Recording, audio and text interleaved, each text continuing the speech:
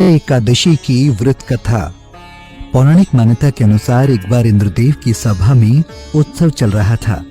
इस सभा में सभी देवगण और संत उपस्थित थे और सभा में गंधर्व गीत गा रहे थे और गंधर्व कन्याएं नृत्य कर रही थीं।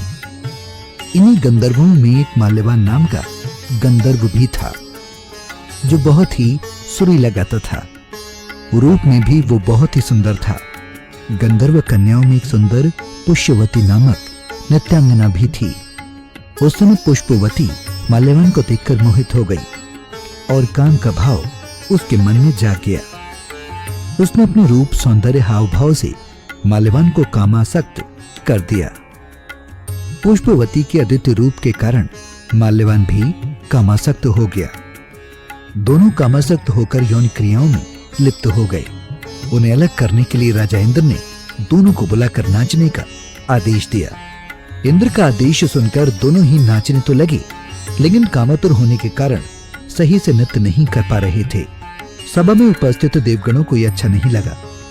माल्यवान के इस कृत्य से इंद्र भगवान नाराज होकर उन्हें श्राप देते हैं कि स्वर्ग से वंचित होकर मृत्युलोक में पिशाचों सा जीवन भोगो, क्योंकि तुमने संगीत जैसी पवित्र साधना का तो अपमान किया ही है, साथ ही सभा में उपस्थित गुरुजनों का भी अपमान किया है।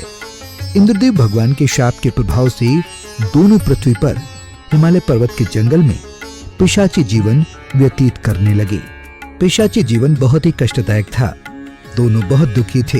एक बार माघ की शुक्ल पक्ष की जया एकादशी के दिन संयोगवश दोनों ने कुछ भी भोजन नहीं किया और न ही कोई पाप कर्म किया। उस दिन मात्र फल फूल खाकर ही पूरा दिन व्यतीत किया। भूख से व्याकुल तथा ठंड के कारण बड़े ही दुख के साथ पीपल वृक्ष के नीचे इन दोनों ने एक दूसरे से सटकर बड़ी कठिनता पूर्वक पूरी रात काटी। पूरी रात अपने द्वारा किए गए कृत्य पर पश्चाताप भी करते रहे और भविष्य में इस प्रकार की भूल न करने की भी ठान लिया था। सुबह होते ही दोनों की मृत्यु हो गई। देवराज इंद्र ने स्वर्ग में देखकर आश्चर्यचकित हुए और पूछा कि वो श्राप से कैसे मुक्त हुए। तब उन्होंने बताया कि भगवान विष्णु की उन पर कृपा हुई।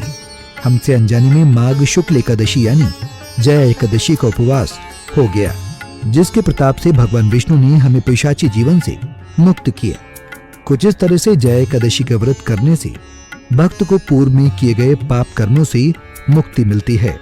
भगवान श्री कृष्ण कहते हैं, हे अर्जुन, माघ माह के शुक्ल पक्ष की एकादशी को जया एकादशी कहते हैं। इस दिन उपवास रखने से मनुष्य भूत प्रेत पिशाच आदि की योनि से छुटकारा मिल जाता है। इस दिन विधि पूर्वक उपवास व्रत करना चाहिए और भी जया एकादशी के दिन इस व्रत को सुनता है उसे पिशाच योनि से मुक्ति मिलती है।